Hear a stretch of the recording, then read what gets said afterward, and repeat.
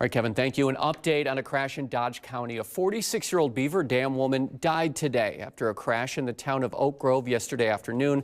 The woman has been identified as Keisha Altman. Altman blew through a stop sign and was hit by a loaded tractor trailer.